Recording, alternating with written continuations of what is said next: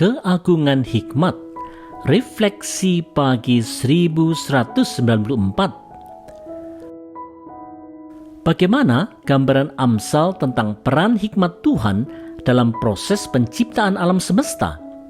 Mari kita simak Amsal 8 ayat 27 dan 28. Ketika ia mempersiapkan langit, aku di sana.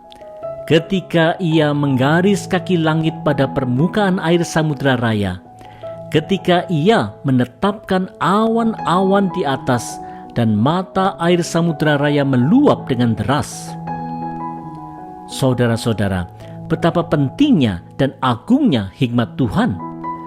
Di dalam hikmatnya yang begitu dalam dan luas, Tuhan Allah memikirkan dan merencanakan bumi yang dapat ditinggali manusia dengan samudra, awan-awan, tata surya, bintang-bintang, dan alam semesta yang begitu luas dan tak terbatas itu.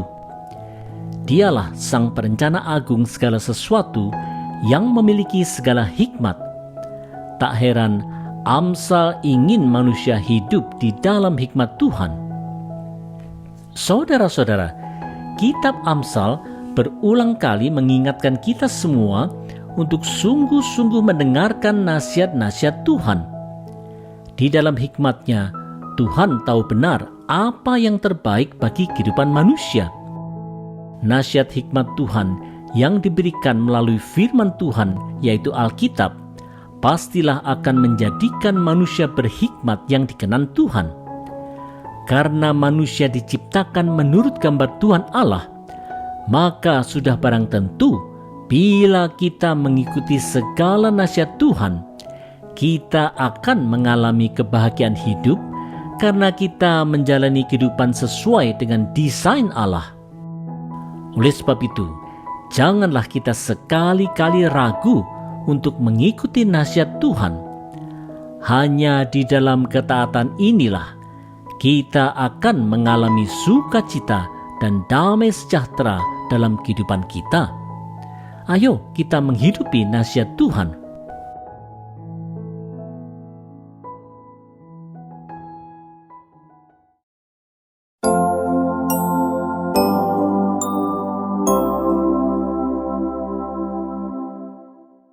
Hikmat seperti anak kesayangan. Refleksi pagi 1195. Bagaimana gambaran Amsal tentang pentingnya hikmat Tuhan? Mari lihat pernyataan Amsal di Amsal 8 ayat 29 dan 30.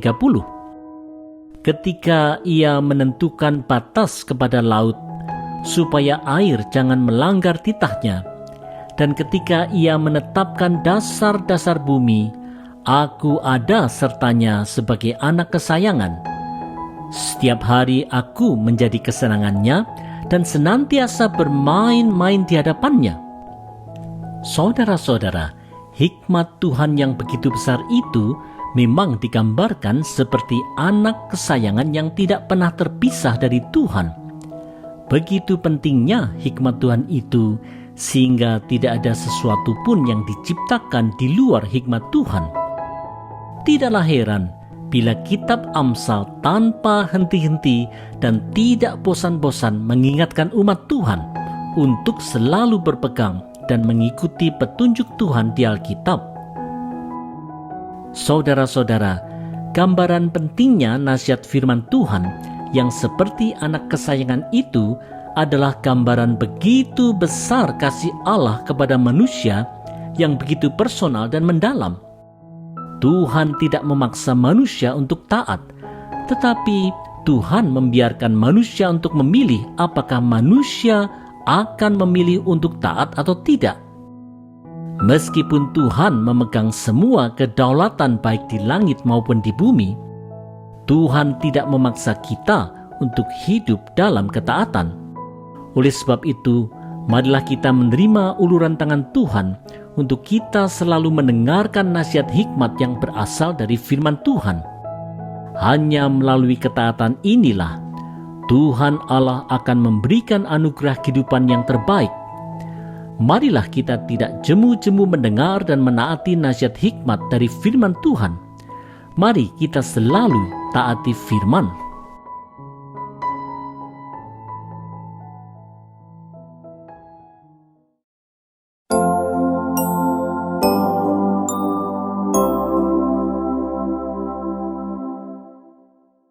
Tetap dengar nasihat hikmat. Refleksi pagi 1196. Bila hikmat Tuhan digambarkan sebagai sosok manusia, bagaimana nasihat yang diberikannya untuk sebuah kehidupan yang berbahagia di bumi? Mari dengar nasihat Sang Hikmat yang ada di Amsal 8 ayat 31 dan 32. Aku bermain-main di atas muka buminya, dan anak-anak manusia menjadi kesenanganku. Oleh sebab itu, hai anak-anak, dengarkanlah aku, karena berbahagialah mereka yang memelihara jalan-jalanku. Saudara-saudara, Sang Hikmat digambarkan sebagai sosok yang sangat mengasihi manusia dan segala ciptaan lainnya. Karenanya, Sang Hikmat pasti akan memberikan nasihat-nasihat yang baik dan bermanfaat besar. Bila manusia mengikuti nasihat-nasihat Sang Hikmat, pastilah itu akan membawa manusia kepada kehidupan yang berbahagia. Jalan-jalan hikmat memang jalan berkat. Saudara-saudara, menaati nasihat firman Tuhan memang sebuah jalan kebahagiaan bagi manusia. Hanya saja sayangnya, di tengah gempuran segala tawaran dunia yang jahat, seringkali manusia tidak peduli lagi akan segala nasihat firman Tuhan. Mungkin saja seseorang masih mengaku sebagai orang Kristen, tetapi sebenarnya ia tidak mau lagi untuk mengikuti nasihat Tuhan, karena nasihat Tuhan terlihat tidaklah menguntungkan bagi usahanya untuk mengeruk keuntungan sebesar-besarnya. Menjadi seorang Kristen baginya tidaklah mendukung upayanya untuk meraih kesuksesan hidup. Nasihat Tuhan malah menjadi penghalang suksesnya. Akhirnya ia pasti terjerumus dalam kesengsaraan hidup. Marilah kita hindari ini, dan marilah kita tetap hidup mengikuti nasihat hikmat. Kita pasti berbahagia.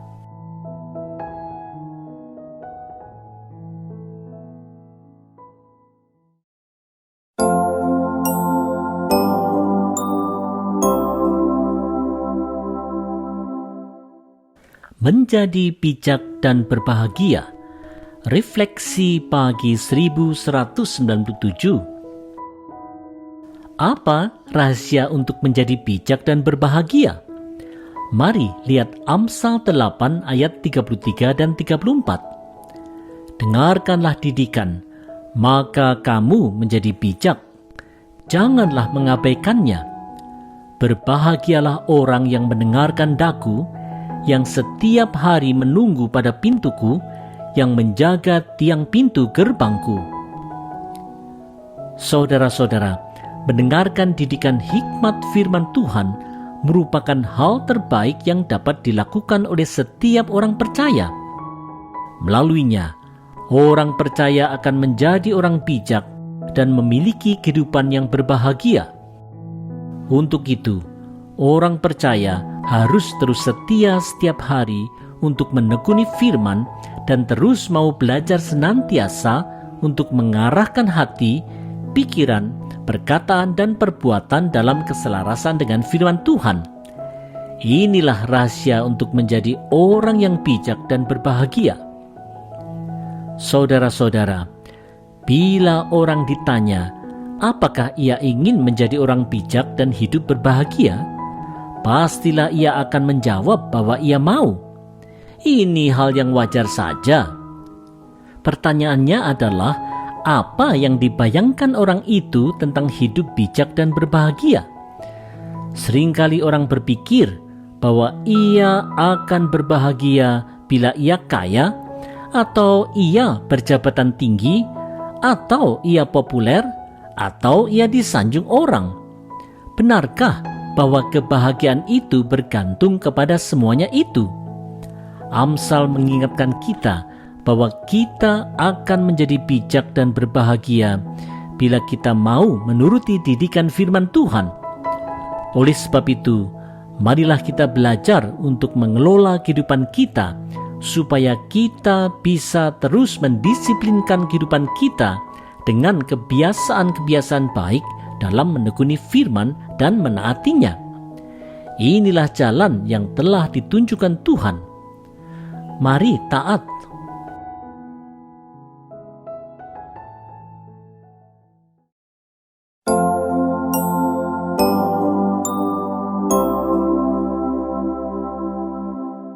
Memilih untuk hidup benar.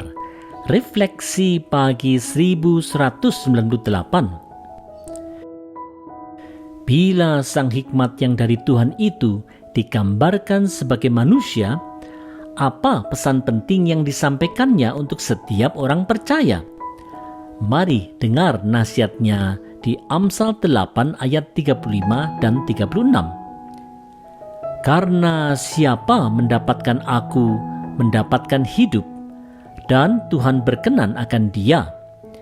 Tetapi siapa tidak mendapatkan aku, merugikan dirinya. Semua orang yang membenci aku mencintai maut. Saudara-saudara, bila seseorang hendak benar-benar hidup dalam suatu kehidupan yang berkenan di mata Tuhan, maka ia harus mengejar dan mendapatkan hikmat Tuhan. Bila ada orang yang tidak suka, bahkan meninggalkan hikmat Tuhan, maka ia akan merugikan dirinya sendiri dan ia akan mengalami maut kekal. Pilihan kehidupan ini telah disampaikan secara gamblang dan jelas. Mana yang akan kita pilih? Saudara-saudara, pilihan antara kehidupan yang berkenan di mata Tuhan atau kehidupan yang tidak dikenan Tuhan tentu saja merupakan pilihan mudah. Mana ada orang percaya yang menginginkan kehidupan yang tidak berkenan di mata Allah? Hanya saja masalahnya, dalam kenyataannya, orang percaya seringkali jatuh dalam segala macam godaan dosa yang pasti akan merugikan dirinya sendiri. Itulah sebabnya Roh Kudus diutus oleh Bapa dalam nama Yesus Kristus untuk menyertai orang percaya senantiasa. Kita pasti tidak akan dapat bertahan dalam menghadapi segala macam godaan kalau kita tidak bergantung pada kekuatan Roh Allah. Oleh sebab itu, mari kita selalu bergantung pada kekuatan Roh dengan selalu mendengar nasihat firman Tuhan. Inilah cara untuk hidup benar di mata Allah.